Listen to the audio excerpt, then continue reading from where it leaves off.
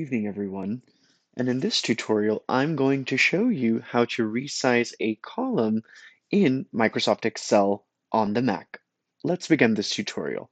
For the first step, please launch the Microsoft Excel software. For the second step, please launch a blank workbook. Now that the blank workbook is open, for the third step, please type in anything that you want into the first column. You have to make sure that whatever you're typing in is long enough so that way it bleeds into the next column. So for example, I'm going to write play and PlayStation for games.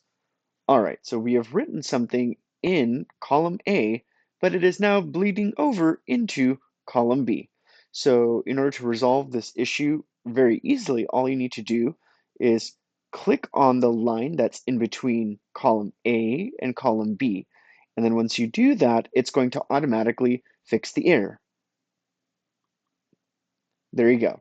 So now PlayStation 4 games is all the way in column A and it is no longer bleeding into column B. If you have found this tutorial to be helpful, please rate, comment, and subscribe. Have a wonderful night.